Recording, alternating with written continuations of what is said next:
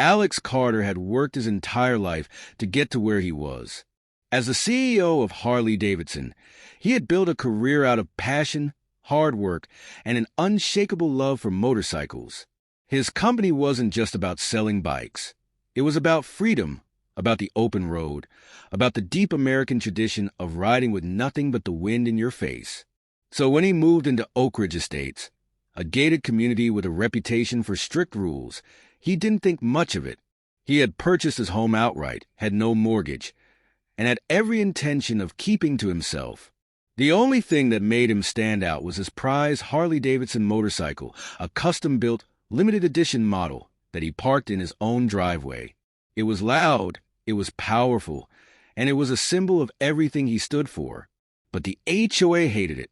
It started with letters, passive-aggressive warnings about excessive noise, complaints about unsightly vehicles parked in public view. Alex ignored them. His bike wasn't violating any actual laws, and he wasn't about to be bullied by a bunch of self-important board members. Then came the fines. Ridiculous charges for disturbing the peace, despite the fact that Alex only rode his bike in and out of the neighborhood. He didn't rev his engine unnecessarily, didn't race down the street, and always complied with noise ordinances. But Margaret Whitmore, the HOA president, seemed to have a personal vendetta against him. Mr. Carter, she had said at one of their heated meetings, her tone dripping with condescension. Oakridge Estates is a prestigious community. Your obnoxious vehicle does not fit our image. It's a motorcycle, Alex had replied flatly. It's my property. And last I checked, this was America.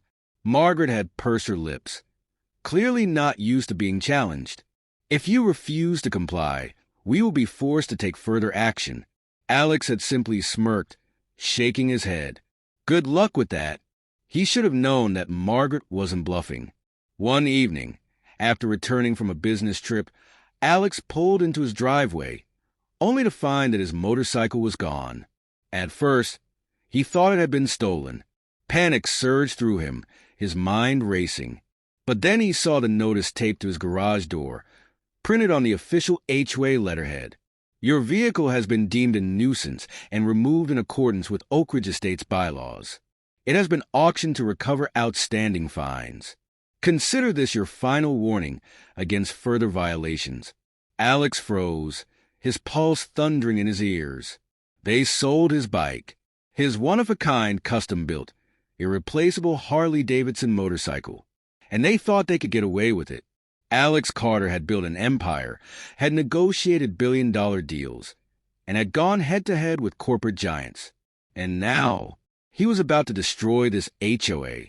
Alex Carter stood on his driveway, gripping the HOA violation notice, his pulse pounding like a war drum.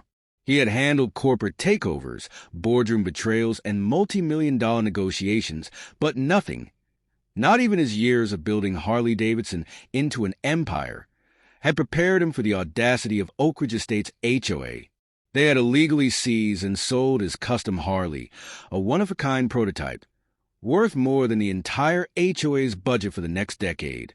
Margaret Whitmore and her power-drunk board members had just declared war on the wrong man. Step 1. Gathering evidence. Alex wasn't a man who acted on impulse. Every move he made was calculated, strategic, and deliberate. First, he called his lawyer, Daniel Henshaw, a ruthless bulldog of a man who had built his reputation by burying HOAs in court. They did what? Daniel's voice was a mixture of disbelief and rage. They towed and sold my motorcycle, Alex said, forcing himself to remain calm. Without a court order, without notice. That's grand theft, fraud, and a whole list of legal violations, Daniel growled. These HOA clowns just opened themselves up to a major lawsuit. Alex smirked. Good. But first, I need to find out who bought my bike. Daniel was already on it. I'll have my team pull auction records and financial statements from the HOA's last quarter. If they've been skimming money, which I guarantee they have, we'll use it to bury them. Step 2. Tracking down his bike. Within 48 hours, Alex had his answer. His private investigator, A former police detective named Tom Briggs had tracked the buyer of his stolen bike. It was sold under the table, Tom said, sliding a folder across Alex's desk. No official public auction, no legal paperwork filed. Alex flipped the file open and immediately recognized the name. Gerald Morton, a local car dealership owner and a known HOA donor. A personal friend of Margaret Whitmore. Alex exhaled sharply, gripping the edge of his desk. So they didn't just sell my bike. They handed it off to one of their buddies. Tom nodded. And get this, he bought it for $3,500. Alex's eyes darkened. That bike was worth over $200,000. Tom smirked. Exactly. They lowballed the price so it wouldn't raise red flags, and they probably split the money under the table. Alex pushed back from his desk, grabbing his leather jacket. Let's go pay Morton a visit. Step 3, the confrontation. Alex pulled up to Morton's auto and cycle, stepping out of his blacked-out pickup truck with calculated confidence. Tom Briggs followed, his presence alone enough to put people on edge. Inside, Morton, a greasy, smug-looking man in his 50s, was chatting with a customer when he spotted them. His smile faltered. Well, Morton said, stepping around the counter. What brings the CEO of Harley-Davidson to my little shop? Alex didn't smile. He walked straight to the garage bay, and there it was, his stolen bike. A rage he hadn't felt in years boiled in his chest.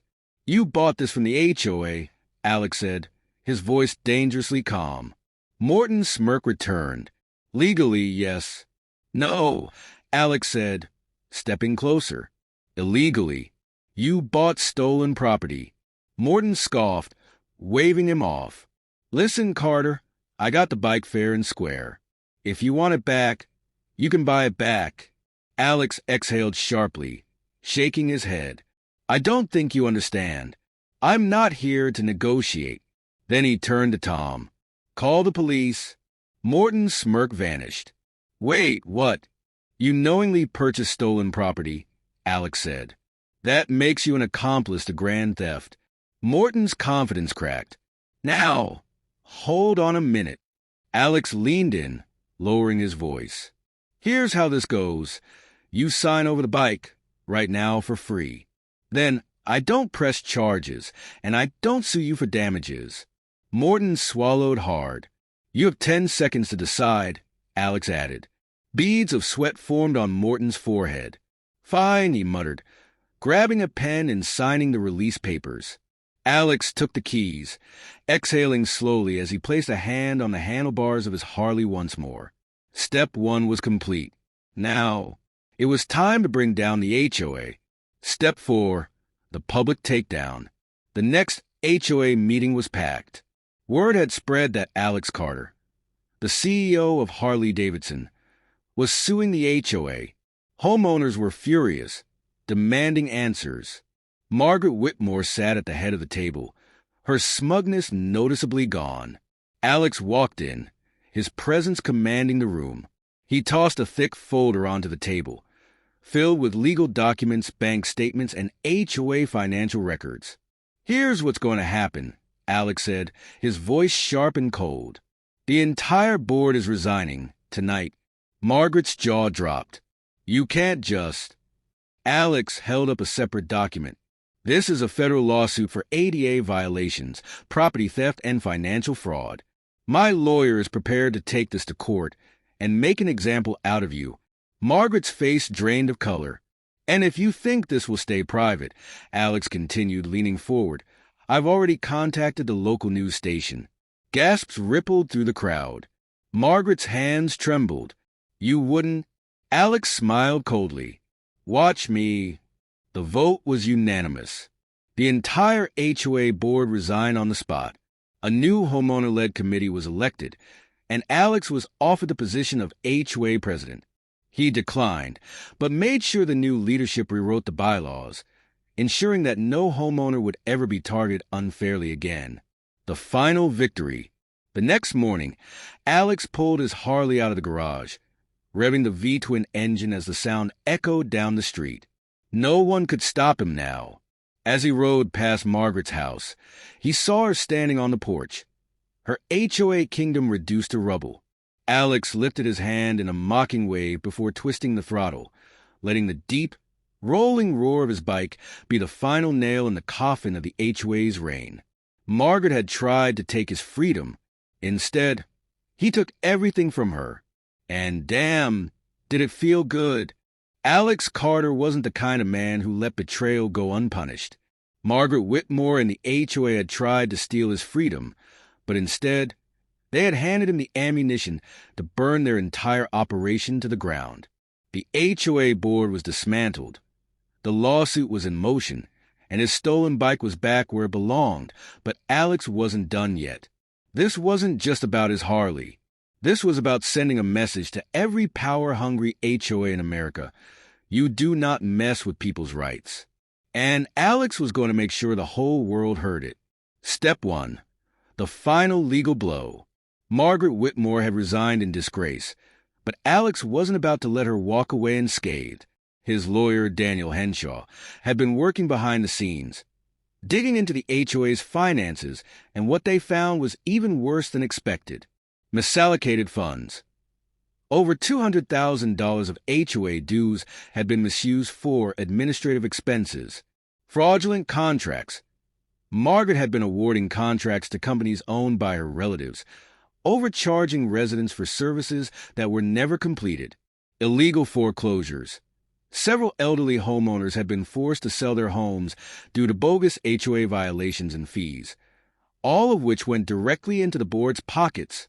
With all this evidence, Daniel filed a second lawsuit, not just against the HOA, but personally against Margaret and 2 other board members. They're looking at serious civil and criminal penalties.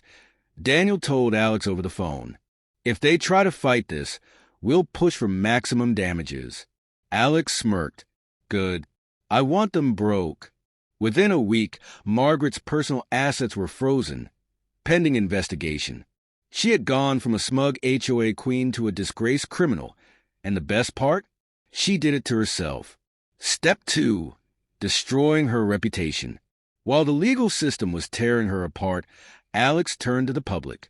Using his business connections, he ensured that Margaret's name was linked to the scandal in every major news outlet. Ex-HOA president faces lawsuit for illegal foreclosure scheme. Former HOA board members under investigation for fraud and property theft. Harley-Davidson CEO takes down corrupt HOA, and it's glorious. The story went viral, and soon Margaret's name became synonymous with HOA corruption. She lost her job, was banned from holding any future HOA positions, and was blacklisted from real estate associations. Alex made sure she would never be in a position of power again, and then he bought her house. Step 3. The ultimate power move. With the HOA dissolved, many homeowners had voted to sell their properties and move on, wanting to escape the taint of Margaret's regime. Alex saw an opportunity. Through a third-party buyer, he purchased Margaret's home at auction for a fraction of its actual value. When she found out, she stormed into his office, red-faced, shaking with fury. "You bought my house?" she screeched. Alex leaned back in his chair, smirking. "You mean the house you illegally funded through stolen HOA fees?" "Yeah, I bought it. 4 pennies." Margaret slammed her hands on his desk, her voice cracking with desperation.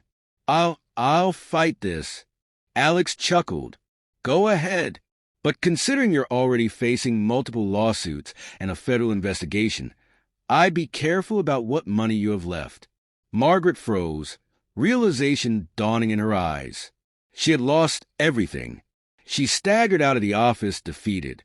Alex watched her go, knowing that for the first time in her life, she was powerless. And that was the real victory. Step 4. The community rebuilds. Without an HOA, with Margaret and the old board out of the picture, the homeowners held one final vote.